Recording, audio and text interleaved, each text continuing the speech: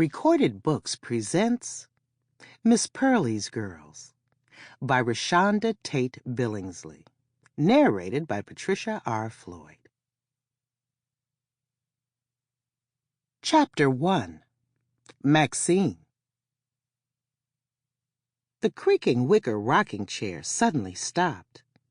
Maxine Bell Cartwright leaned forward and inhaled. The aroma of fried chicken was wafting out through the open screen door and onto the back porch. That scent was better than the relaxing bubble baths she took every Sunday evening, and her stomach growled in anticipation.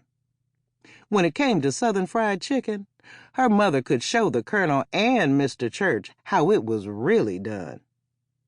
Maxine's nostrils weren't the only ones being tantalized. The smell made Petey Lawrence stop in mid-mow. He wiped his brow, ridding it of the sweat that dripped from his hairline, brought on from the brutal August Arkansas sun. He sniffed, then a wide smile spread across his young face when he glanced up at Maxine. He flipped the lever on the handle, and the whir of the lawnmower slowly subsided. "Ooh, Miss Pearly is at it again," Petey said. "It's Sunday, so you know Mama is in her element." Maxine lifted her long salt and pepper curls, which made her look a lot older than her 52 years, from her neck, and tied the hair in a bun. Then she fanned herself with her hand.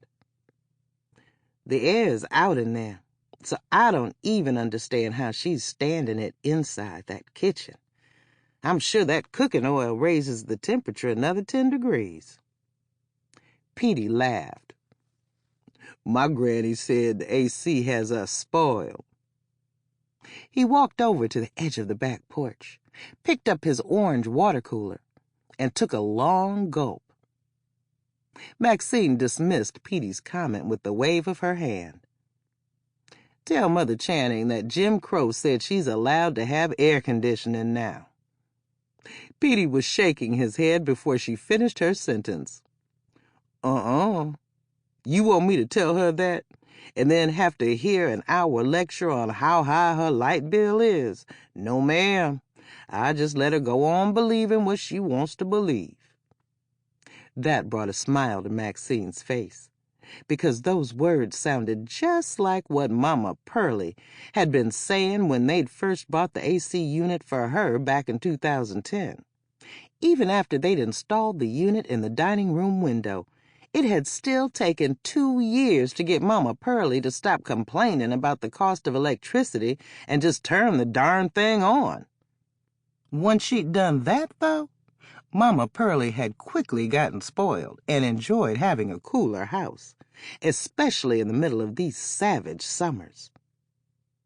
But it seemed that Mama Pearly hadn't yet convinced her best friend Caroline, or Mother Channing, to everyone in Smackover, of the benefits.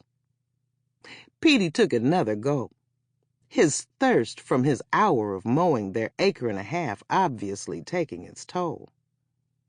"About that chicken, you think Miss Pearly got an extra piece for me?" Petey asked. His eyes were wide as he rubbed his stomach, like it was waiting on an affirmative answer.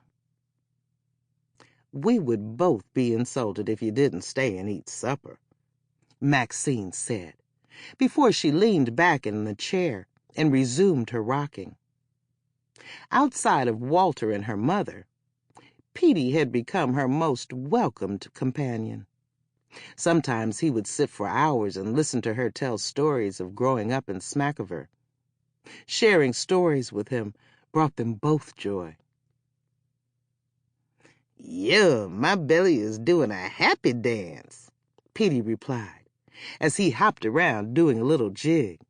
"Let me get back to work, so that when we sit down to dinner, I don't have to think about nothing else but your mama's good home cooking." He yanked the chain to turn the lawnmower back on.